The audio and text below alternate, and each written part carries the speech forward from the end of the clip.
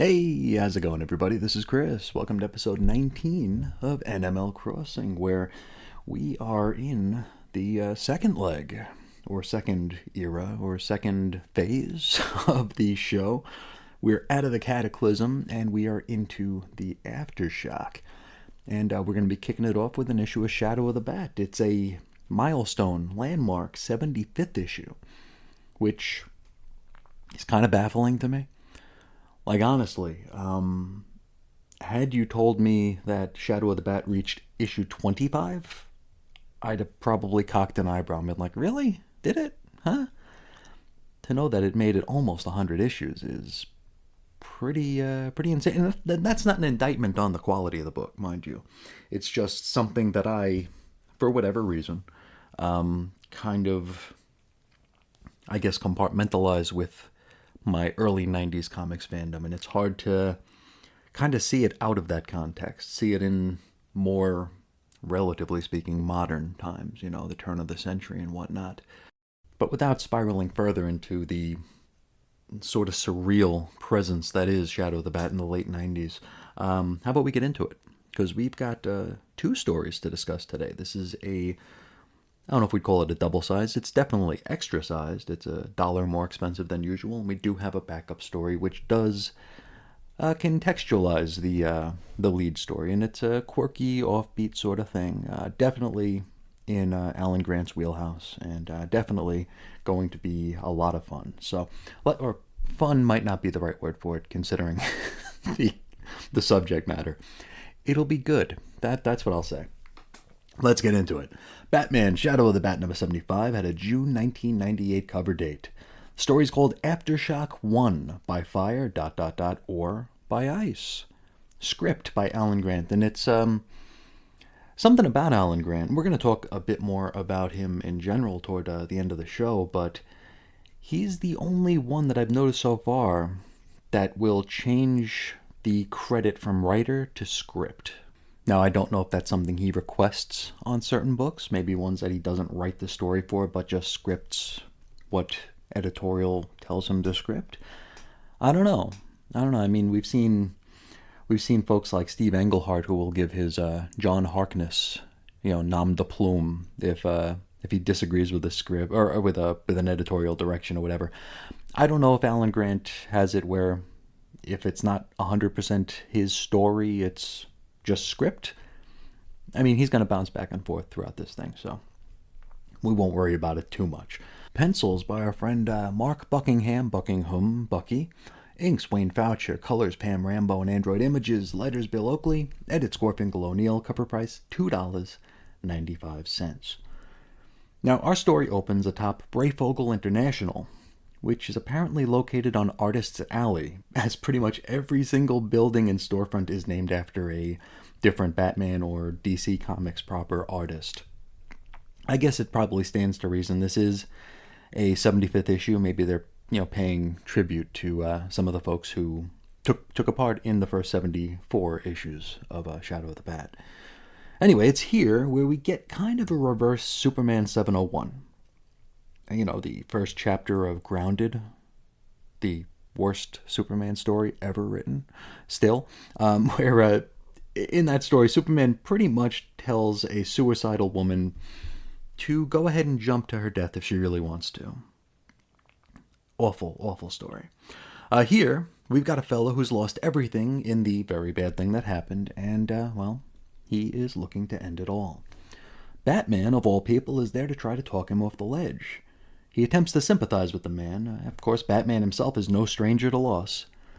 The man wavers, but still appears to be steadfast in his decision to jump. In the background, we can see a Jurgens and Company sign, so Dan Jurgens gets a little nod here. Now, Batman realizes he can't be spending his entire night talking this fella down, and so he uses his bat rope to tie him up till he can come back, so he can't go nowhere. From here, our hero takes to the streets where he dodges almost poetic descriptions of how various Gothamites perished in the quake. We get a death count of 10,000, which sounds really low, especially when the Robin issue we just discussed last episode said it was over 100,000. He passes by the Bright Gallery and the Giordano Bistro, MD Bright and Vince Giordano. There's an issue of the Gotham Globe going by in the foreground that says Kitson is headed for the World Series. And I mean, I'm all for this kind of fun stuff, but I mean, we're like 2 pages in and we already have 5 name drops. I don't know. We talk about things that take us out of the story, and it's like, we've got a man threatening to jump. We've got a city in ruins, and I'm pointing out artists' names that are hidden in the in the pencils here. Anyway, let's turn the page, and hey, 2 more name drops. We got Batman watching on as a crew from Birchett Construction clears up some debris outside the Staten and Leon Bank. Then, our main man spies something quite unexpected. It's a police officer cocooned in a crude block of ice. From here, we shift scenes to miles and miles below the surface, where we meet up with the ultimate Clayface. Now, he wound up down here following the events of the Mud Pack 4-parter that occurred in Detective Comics 604 through 607. That was July through October of 1989. And that's a story that I actually covered in full at the blog back in June of 2016 that I could not remember in the slightest. Anyway, that story ended with Basil Carlo being overloaded with power by Looker from The Outsiders, and then being sent out a window and falling to and through the earth. And that's a story that was written by our man Alan Grant. Now, I guess we're about to add Clayface to our No Man's Land chessboard, but I tell you what, I never realized at this point that he'd already been off like the all-around Batman chessboard for like just about a decade, right? That's a long time to keep a villain down. Anyway, he's trapped in the down below until the quake, which opens a fissure through which he can escape up to the surface. Back to Batman. Now, we learn that Victor Fries was in transit from one prison to another when the quake hit. His transport was smashed up by some falling debris, and he escaped, immediately running off to swipe some diamonds in order to power his cryo suit blaster gimmick. And it's kind of cute. He's literally holding a giant bag with the word diamonds on it. It's like, like the money sign bag like that robbers would have in cartoons. It literally says diamonds. And he stole them from Dudkowitz Diamonds, by the way, so another name drop there. Anyway, he finds himself held up by a pair of Gotham's finest, who he freezes up with his cryo-whatsits. He also gives us some pretty cheesy lines while he's at it. I don't know enough about Mr. Freeze to know if he was always really, really punny, or if this is a result of the Schwarzeneggerization of Mr. Freeze from whichever Batman movie that was. Like, when they tell him to freeze, he says, freeze is the operative word. And then for literally no reason, he says, cold hands, warm heart. He just says it. It's like a total non sequitur. I don't know. Anyway, back to Batman, who uses his, would we say infrared goggles? I don't know. He uses whatever goggles in order to find and follow the chilly trail of Mr. Freeze. In so doing, he passes by Aparo Originals and the Collins Street subway station, so a couple more name drops. Now back to Basil, who claws his way out of the ground, scaring the bejesus out of a pair of Good Samaritans who were there trying to help pull him out. Clayface reveals that he now has fire-ish powers, which he exhibits by, tossing like electrified flame all over the place. The Gothamites scatter, crying out for Batman to help them. Our baddie pulls one of them aside and asks where Batman was last seen, because he'd really, really like to pay him a surprise visit. The dude says he thinks the Bat is on Collins Street. And, to thank him for the information, Clayface kills the poor fellow with fire. Back to Batman. He's still following the frosty footprints of the other big bad, and he manages to find him with relative ease. He's hiding out in the staff room of a nearby movie theater. Freeze welcomes the interloper to his ice palace and says he's now set for life insofar as having almost too many diamonds to power his cryo-whatsits. He then blasts our hero with a phosphor flare. Batman dodges the shot and knocks Freeze right the F out with one punch to the mush. So, I guess her just one punch? Yeah, okay. Batman drags the KO'd Freeze out of the place and uses an explosive charge to cave in the entrance, thus entombing the big ol' sacks of diamonds until the GCPD can, come on over and attend to them. Our hero is then blasted in the back by a wad of Kirby Crackle, and again, it is the ultimate Clayface. He doesn't even have to introduce himself because Batman appears to be handling MC duties here. He's hit from behind, he looks and he goes, "Basil Karlo, the actor who became the ultimate Clayface." I don't know. Anyway, our next bit has Basil revealing what he's been up to since 1989. Of course, we know he plummeted through the earth, but he wound up landing in a deep quartz cavern. He'd wind up absorbing the power of quartz into his being, giving him piezoelectric powers, which is actually a thing. It was discovered by a pair of French physicists back in 1880, the Curie brothers, Jacques and Pierre was married to Marie Curie.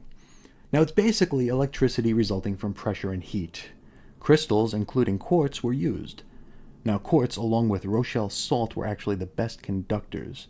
Studies show that a cubic centimeter of quartz with 2 kilonewton or 500 pounds of applied force can produce 12,500 volts. Quartz would actually go on to be the first commercially exploited piezoelectric material. So, the more you know. Anyway, yada yada yada, he's underground, the quake happens, Clayface gets out, and here we are. And we are rolling around on the decimated streets of Gotham City. And we roll right past the sign for Tailor Made. Another name drop. Oddly, Batman engages in a bit of banter here. That doesn't feel right, but we'll let it be. Anyway, Batman remembers that Mr. Freeze's gun is somewhere nearby, and he attempts to make a grab for it. Karlo has other plans, however, hurling our hero into the ruins of the Walker Bar and Grill, or maybe into an open pit. It's not immediately clear where he winds up. Basil starts pumping the pit full of the piezo whatsits.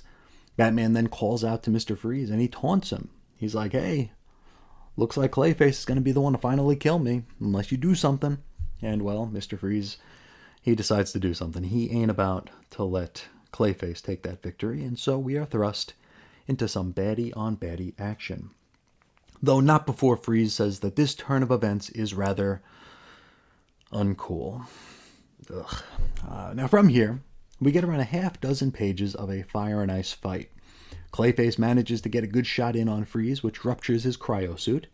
Batman then bat ropes the Aparo original sign and yoinks it down to KO Clayface, which was a little bit anticlimactic, wasn't it? Now our guy then uses Freeze's own cryo gun against him before alerting Star Labs and the GCPD to come pick the baddies up. We close out back at the Brayfogle Institute, where it would appear that our would-be jumper has had himself a change of heart. He wants to live. But he also has a question for the Batman. And that question is, why? I wonder if he was there for Riddler's Tale of Madness the other day. No. Actually, the why here is for, why does Batman still do what he does? Why did Batman ever do what he did? But especially now. I mean, everything's gone. There's no hope. So why does Batman keep fighting? And Batman replies, giving a speech that, I guess J. Michael Straczynski did not read before crapping out Grounded. It's basically it's like a boilerplate. Life goes on because it has to. With an added bit of, you're grieving. And that's okay. Let it out. And we get a final, death is a reminder of how precious life is, sort of, topper. It's good stuff. And that's the end of our story, but I got a question for y'all. Do you want to know a little bit more about our would-be jumper? You're probably thinking, no, why do we need to know anything more about this guy? Well, we're going to do this anyway. Our second story is called A Long, Slow Death. Script by Alan Grant. Pencils, Norm Brayfogle. Inks, Mark Buckingham, Colors, Pam Rambo. Letters, Bill Oakley. Edits, Gorfinkel O'Neill. And our story opens 3 months ago with our jumper, a fella named Walter. He's playing with his son Keith. And it's innocent stuff, he tosses the young lad up in the air and he catches him, the stuff that you see dads do all the time. You've seen it a million times. Unfortunately, this dad's got a case of the Butterfingers here. he cannot catch the boy, and Keith winds up hitting the ground head and neck first and is rendered paralyzed. So, some real light and fluffy reading we're doing today, huh? Anyway, we jump ahead to a month later, and Keith is still in the hospital. A doctor tells the family that Keith's spinal column is damaged beyond repair. He'll never walk, run, or even speak again. Walter obviously blames himself. Walter's parents are there to try and assure him that accidents happen, but our guy still can't help but to blame himself. He asks if his wife Karen can ever forgive him, to which she says, maybe you should ask Keith that question. Which, yeesh, I mean, I get it, but that's kind of cold, isn't it? Walter, on the way out of the hospital, goes to pick up his daughter Sonia, but Karen freaks the F out and stops him, picks the girl up herself and leaves. So she doesn't want a repeat of what happened to Keith to happen to their daughter. We jump ahead another month later, and we're with Walter at work.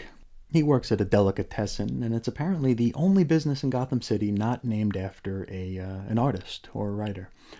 There, he's comforted by a female worker named Julie. She insists upon him that he needs to stop brooding and just do whatever he can to be there for his son, because Keith needs him now more than ever. We follow our man home, where he attempts to get Keith to say his own name.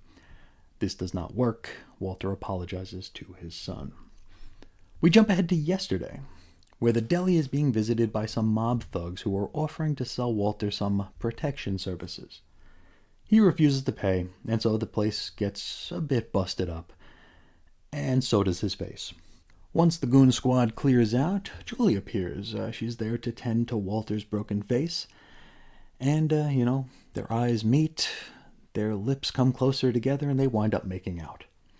We follow Walter home again, and Karen is shocked to see the sort of state he's in. He's beaten, he's bruised, he's even more slump-shouldered than usual. He lies and tells her that he was mugged. Maybe it's not a complete lie, he was sort of, I don't know. Anyway, she helps him get comfortable and says that she's going to call a doctor. She picks up his jacket and sees a suspicious handkerchief sticking out of the pocket. It's got some red on it. It's got some lipstick on it. So, ruh-roh. Now, our man, he insists that it's blood, but Karen ain't no dummy. Blood and lipstick are two very different substances, right? Before a big ol' argument can commence, Sonia runs in the room to announce that there's some sort of beautiful light show happening outside. And maybe these were those sparks that Batman said that he saw before the quake happened? I don't know. It looks like a sort of sparkly aurora borealis, which you'd think the Gothamites might be more scared of than in awe of. Because, really, what in the hell's going on here? And I mean, this is a town full of psychotic supervillains, so it's like you see these, psychedelic sights in the sky, you'd probably assume that you're about to be offed. Anyway, the light show, it turns out, is just so damned spectacular that it causes Keith to utter his first word in months. Now, he says that the lights are pretty.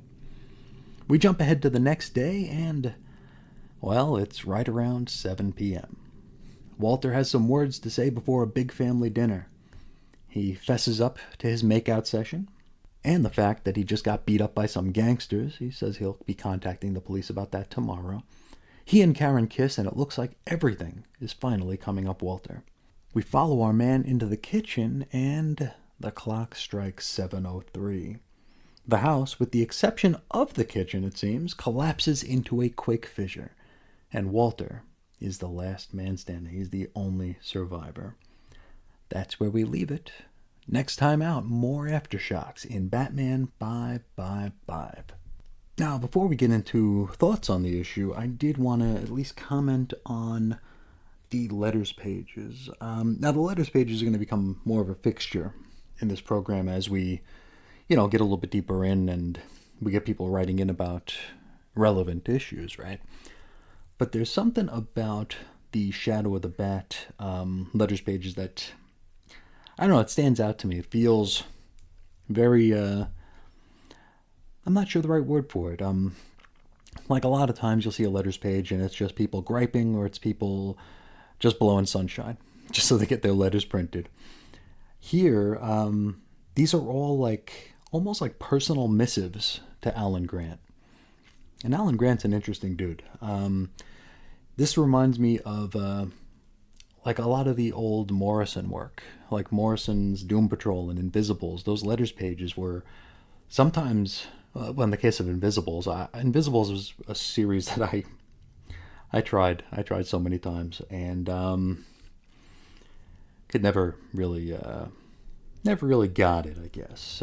But I loved collecting the single issues because of the letters pages and just how, I don't know, how weird they were. I mean, I don't want to get crude, but I mean, there was stuff in the Invisibles letters pages about sigils and, well, manual self gratification. That it was like a magic spell they were trying to cast in order to improve sales on the book. It was very, very bizarre, very interesting, and a real time capsule of, you know, what letters pages could be and what they used to be in some situations. And Doom Patrol was similar. Not quite to that extreme, but I don't know. They felt personal. They felt like a reading club, like a book club. Now here with Shadow of the Bat, I'm seeing something that I don't think I've ever seen before in a letters page, and I don't consider myself a political person. I'm not qualified to talk politics. I find that politics is a great way to lose friends and alienate people, right? It's very seldom a way of bringing people together. You know, it's one of those things that reminds us of the very few things between us that are different instead of all the massive amount of things that we have in common, and can be like that real bone of contention and can cost you friendships and family members and all sorts of crap. It's not worth the time. You know, I mean, especially in the past decade or so, it's been real ugly. But all that to say, these letters pages here, I've never seen a writer in the same letters page being called out for being too liberal, and then in the next letter being called out for being too conservative. And Grant, to his credit, takes it in stride here, and he almost plays with it. Even mentioning, you know, that his liberal friends think he's too conservative, and his conservative friends think he's too liberal. I think he is. Well, I think he's like a lot of us. You know, our beliefs and outlooks don't line up 100% with anything, because they shouldn't. But it's just so interesting here to see these very, very passionate fans. And I mean, I'm looking at this through a 2024 lens here. So these folks, maybe back in 1998, they seemed like they were being jerks, or they were trying to incite a fight. But through the prism of what we have now with online discourse and just, you say one thing I disagree with and you're dead to me, these are downright respectful. And it's just such a reminder of what comics fandom could be. Not just sharing ideas about the stories we read, but about what those stories might mirror in the real world, and a lot of projection as to what a writer means by something, by including something or excluding something or framing something a certain way. Alan Grant is a writer who knows subtlety. I think that's something that's missing in a lot of our current year writers. Grant writes in a way that's so subtle that you can try to mold his views into whatever prism you want. You know, and like I said, Grant takes it in stride here, and seems to be almost amused by it. And it's just so interesting to see. It really makes me miss the days where, you know, people could amicably disagree. Like I said, I'm not a political person. I never ever engage in any kind of political discussion because I live in a fantasy world. I mean, I'm surrounded by comic books and action figures. You know, I'm definitely not versed well enough in the real world to opine on it, and nor do I want to be. I don't think that would bring me any joy or pleasure or would enrich my life in any way. But I don't know, if you have these Shadow of the Bat issues, or any Shadow of the Bat issues, I'd wager, maybe take a look at the letters page. Just check them out. You might find some fun conversation, something to make you think, maybe make you nostalgic for the pre-internet days. I mean, it's all apropos of nothing. It has nothing to do with what we're talking about. It was just something that I saw and wanted to comment on it. It's one of the reasons why the original single issues, we do not call them floppies here, but the original single issues are always going to be my preferred comic book story delivery system, I guess. But with that out of the way, let's hop into some thoughts about this issue. And this was one of those stories that I really enjoyed. I like them both, but don't have a whole lot to say about either. We can talk about our superhero punchy stuff here. I'm usually not big on characters like Mr. Freeze or Clayface, but I thought they were well used here. I dug them here. Of course, bad Schwarzenegger-esque cold puns and one-liners aside, because those were pretty bad. Now, something I'm discovering that I enjoy about Alan Grant's work here, and I said we were going to be talking about Grant a lot this episode, I really, really like how loyal he is to his own stories, and his seeming willingness to let ideas and characters kind of dangle and kind of bubble away for, well, in this case, like forever, before reintroducing or readdressing them. I guess we could say it's Claremontian, right? And it's such a wonderful reminder of the way comics used to be. I mean, we read in that Wizard special a few episodes ago that he was thinking about bringing back Joe friggin' Potato at some point during No Man's Land. And Joe Potato is a character who I would bet that even the most seasoned and knowledgeable Bat fans would have to look up, because who the hell is Joe Potato? And here in this issue, he's bringing back the ultimate Clayface, who hadn't been seen since that Mudpack story arc a decade before. Nowadays, entire comics universes and continuities can't keep their stuff together for even half that long. And here we have Alan Grant just jumping back into his own story pool and bringing it forward and reintroducing characters in a way that's logical and in a way that is organic. I don't know, I thought that was really, really cool. And I mean, nowadays, I hate saying nowadays because it always has that negative connotation, but characters die and they're back a month later, right? Like they physically, literally die, dead bodies on the ground, and they're back weeks later, maybe a month later. Here we got a character, Clayface, he's a member of the Rogues Gallery, right? The Batman Rogues Gallery, and he was gone off the board for a decade. We would never see that now. We would just never see that now. Because, I don't know, editorial teams don't talk, and we can kill Clayface in an issue of Batman, and then 3 weeks later he's in an issue of Flash. It's a whole new world, right? Like, we can't point a finger and say what the editors do while they're on the clock, but we damn sure know what they had for lunch every day, don't we? Anyway, enough of that. I apologize. I'm trying not to spiral, but happens to the best of us, and it even happens to me. Let's dial this one back in here. I suppose we could talk a little bit about that jumper, right? This is the sort of, I guess, plot device that normally comes across as being rather cheap, at least to me.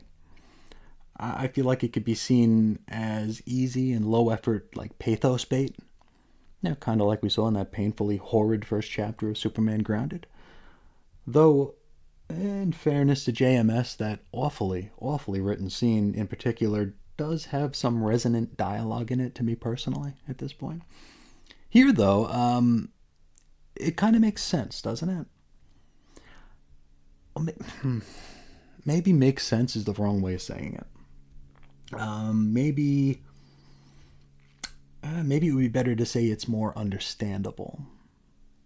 I mean, even without reading the backup story, all we need to know in the moment is that this is a man who lost everything in a moment, right?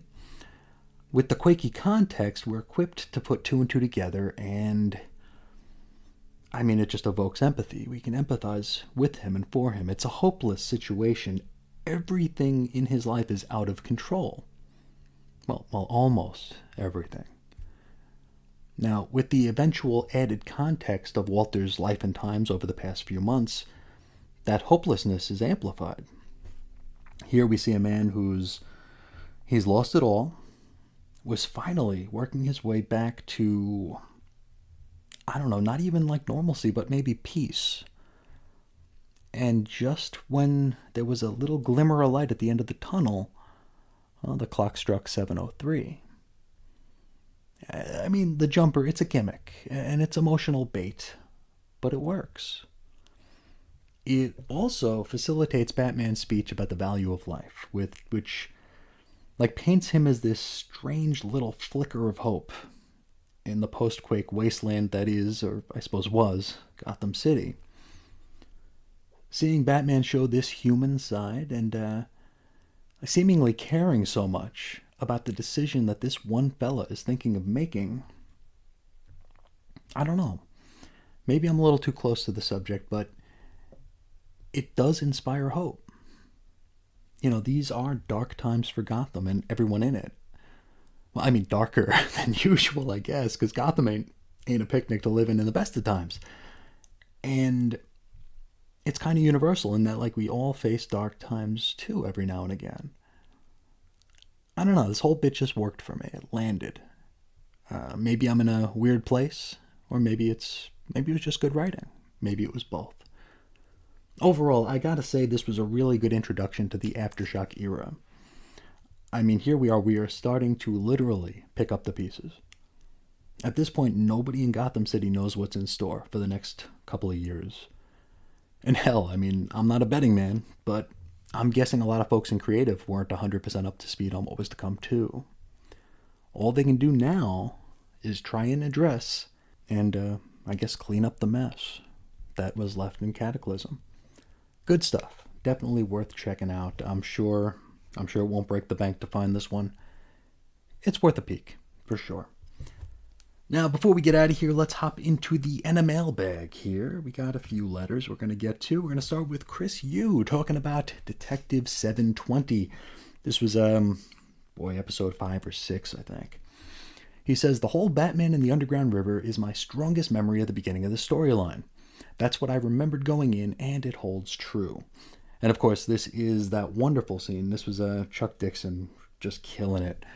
We have Batman going through the underground stream, trying to get to the surface, and he's being driven purely by the need to make sure Alfred is safe. You know, regardless of the cost to him, to Bruce Wayne or Batman, really. You know, the secret can come out, the cave can crumble, it doesn't matter, as long as he can get to the surface and find a way to rescue his friend. It's really, really good stuff. Chris continues, the Huntress scene, with 25 years of hindsight, really sets up her journey over the next few years, but no spoilers from me. And the Huntress will be getting up to some stuff coming up early in No Man's Land proper and throughout. But we're in for some Huntress candy here. It's going to be good stuff. Chris continues, I would have loved to have seen the editorial flowcharts for what happened when and in which book. I'm interested to see if certain supporting characters stick to specific titles and creative teams, or if this was one comprehensive plot and whatever chapter fell in whichever title was just happenstance. And that's a cool idea. That is a really cool idea that I'm not sure I'm equipped to do such a thing, but I'll try.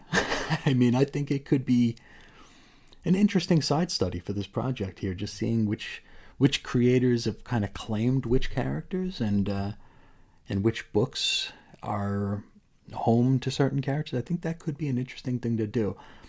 I really get lost in the weeds with this kind of thing. Any kind of story that has like clear elements of research and preparation involved are the ones that I just like get lost in.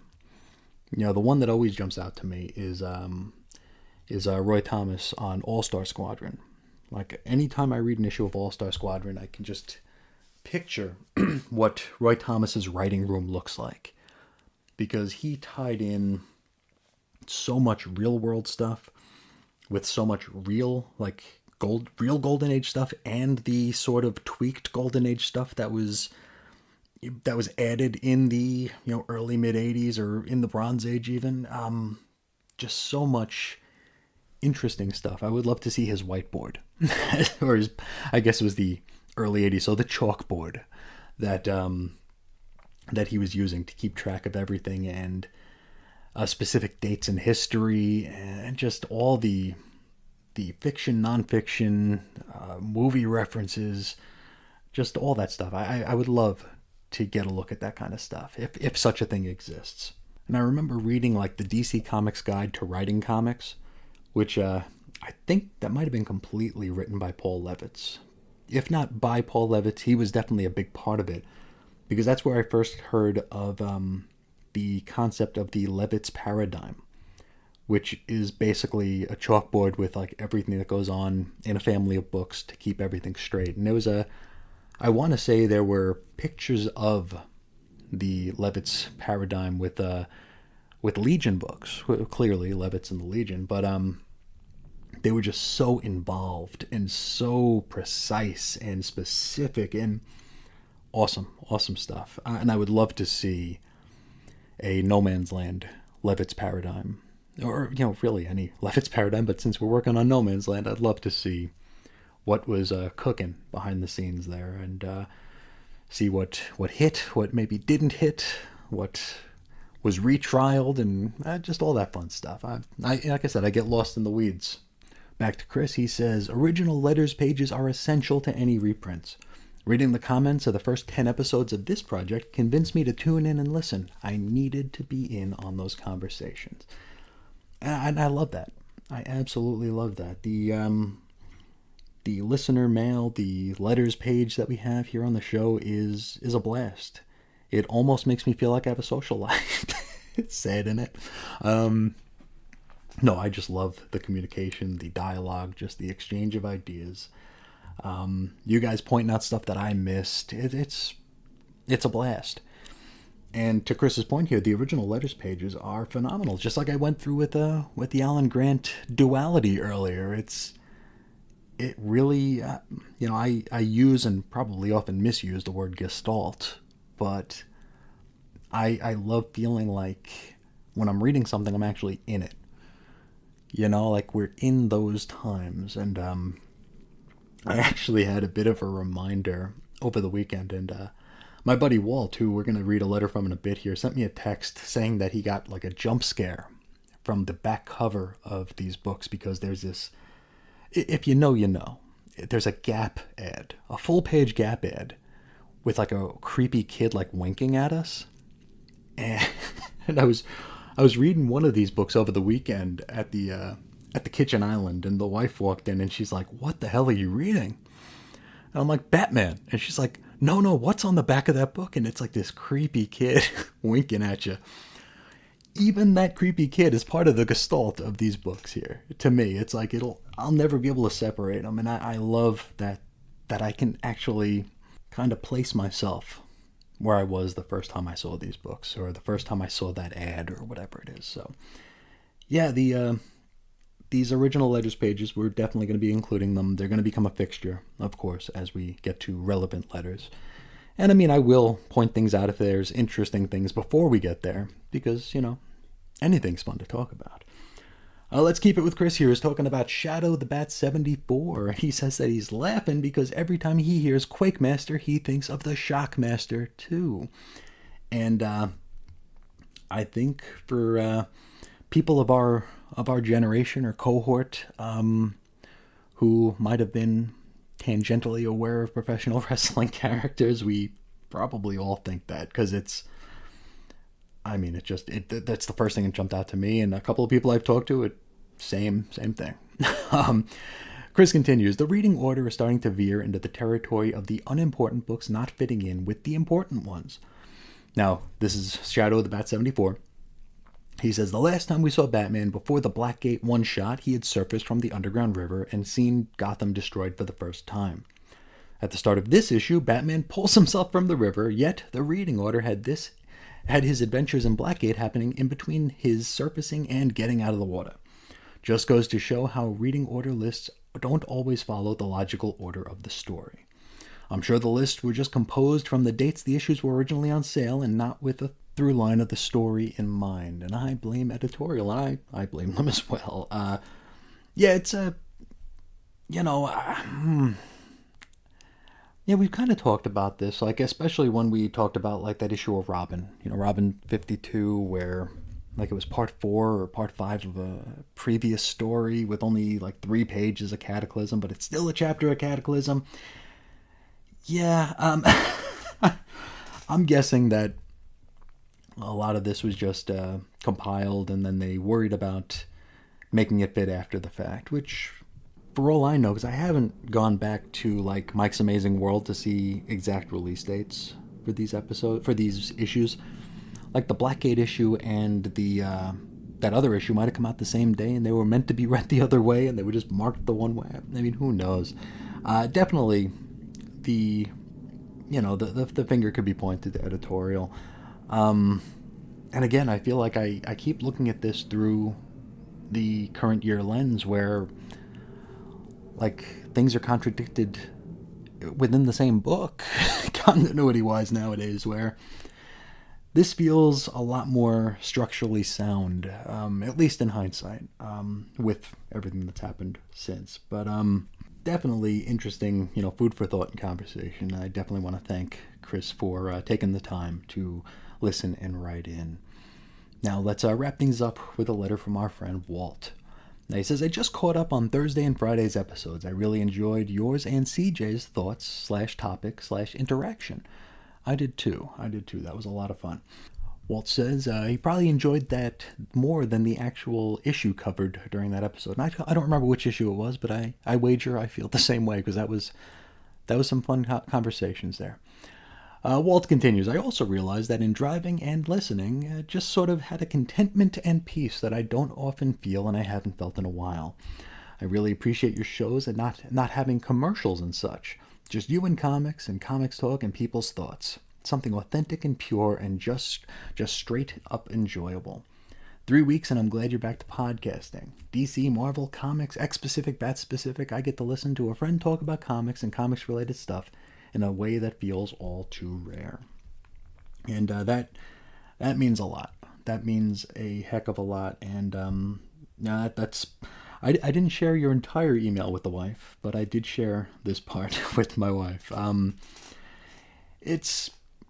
mean, and I've said this before, I hate sounding like a broken record, but it took a lot for me to come back to talking to myself into a microphone.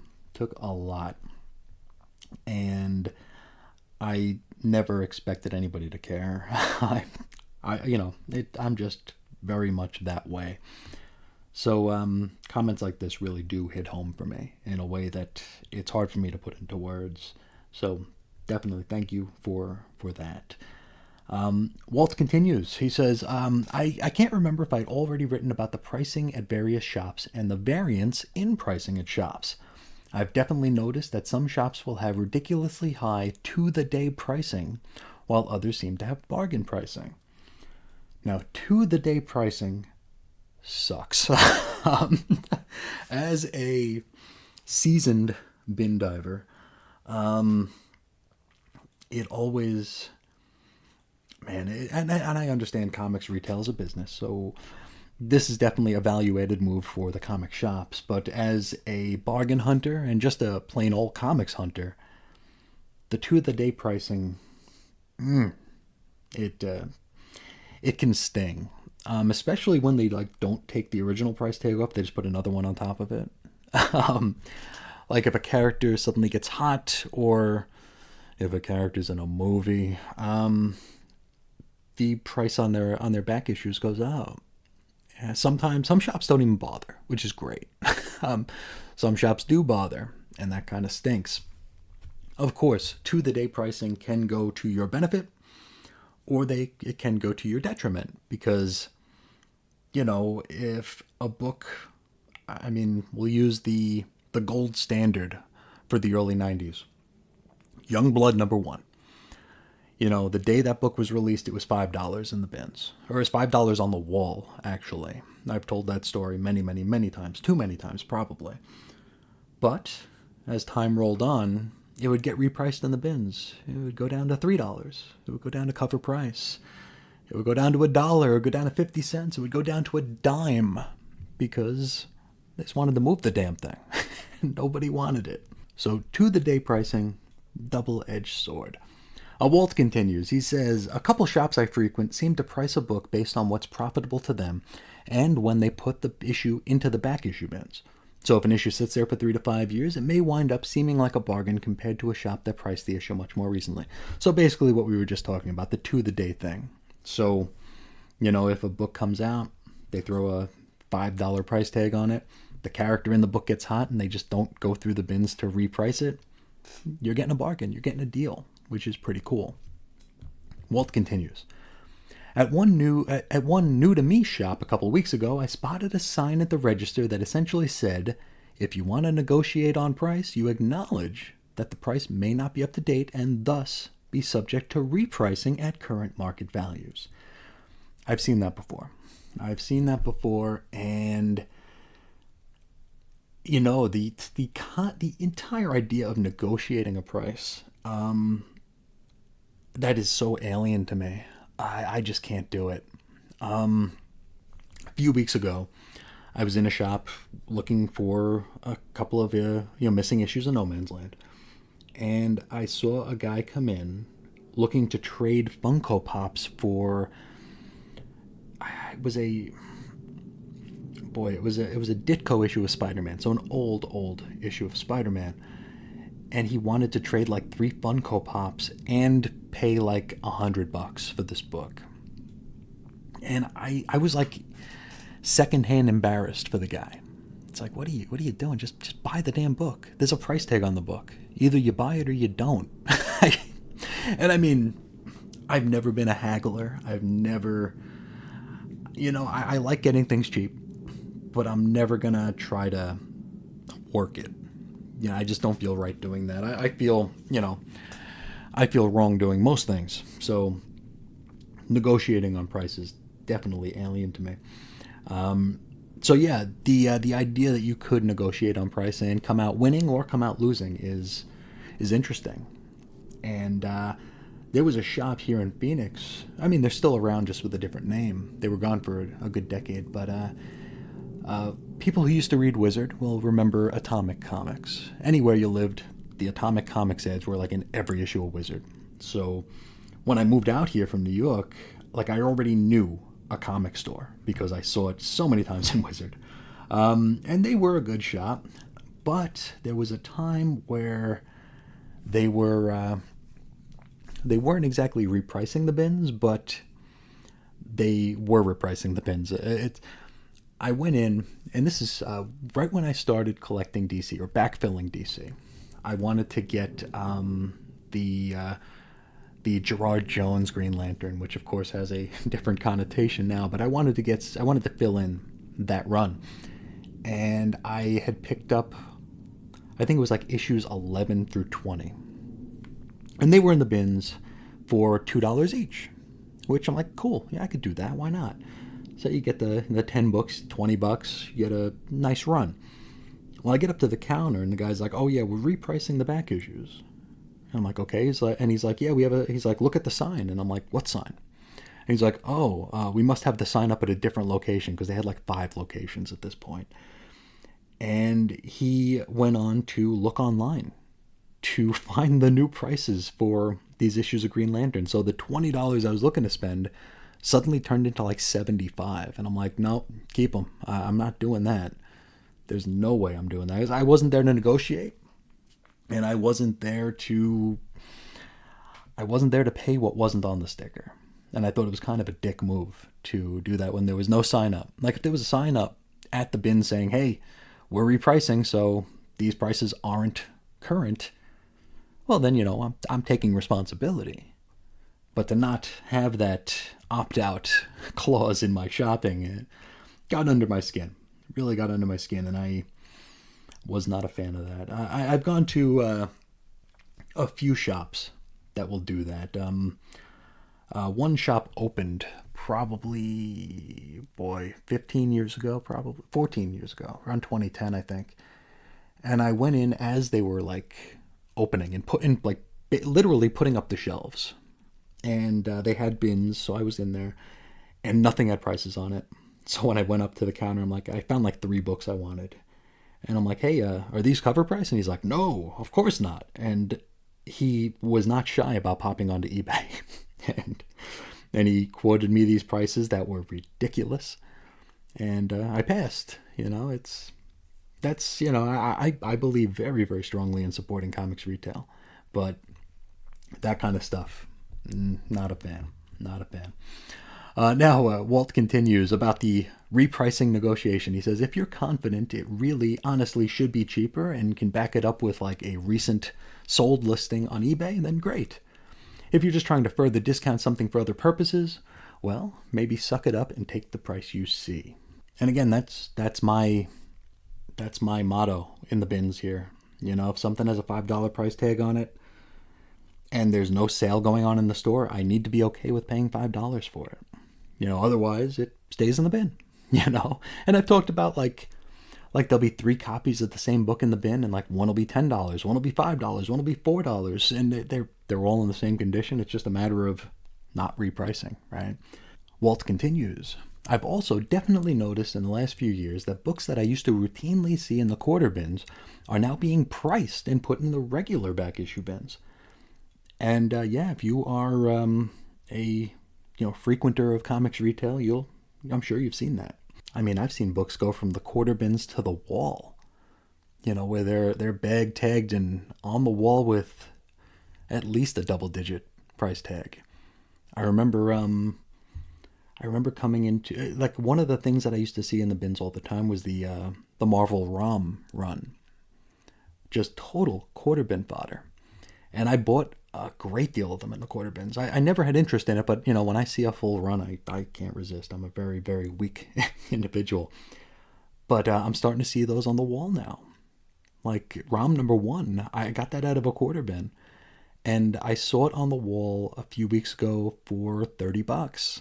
It's like, oy, that's pretty crazy, Walt continues. I recently picked up the No Man's Land issues of Catwoman for about $4 a piece at a shop, and yet the only copies I could find online were being offered for $40 plus. And yeah, that's one we talked about early on. One that almost scared me out of pursuing the project, because before I hit the road and pounded the pavement looking for the books that I was missing, I figured, hey, I'll check to see what the going rate is. And I popped on to, all the normal haunts, Midtown and Mile High and My Comic Shop. And yeah, those issues of Catwoman were in the $40 range. And I'm like, holy cow. And there were like 7 of them. So it's like, I'm going to be paying just for Catwoman like $300. And then, I went to the shop and I found them for $3 each. So it was okay.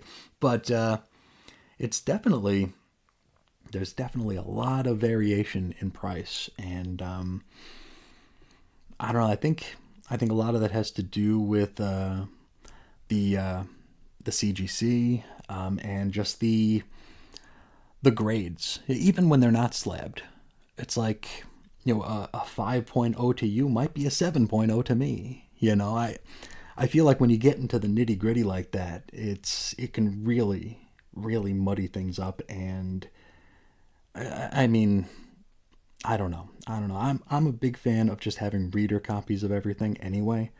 I'm never looking to make money off this. This isn't an investment for me. This is building a library, that I'll never read all of course. But I don't know. It's the variation in prices is pretty staggering. Walt continues, he says, hopefully I'll catch up with the show soon and I'll have more to say then. In the meantime, in my own binge reading, I'm up to chapter 12 of Cataclysm and quite enjoying that, despite just having listened to the summary/discussion of the issues. I'm actually picking stuff up that I might have glossed over reading on my own in a vacuum.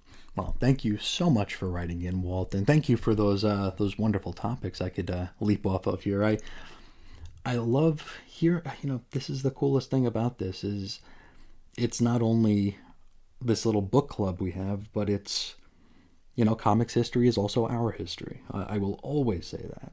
And we have so much in common as collectors and as readers and as people who get lost in these fantastical worlds and would almost prefer them to the real world. We have these common experiences, or these experiences in common, I think is the right way to say that. And and we can still share unique stories with one another. And no, it's at the risk of over romanticizing things. It's magical to me. I really get a lot out of it. So thank you so much for sharing your thoughts and your experiences in the bins. It really does make the show what it is, and what it is to me is very, very special. So thank you.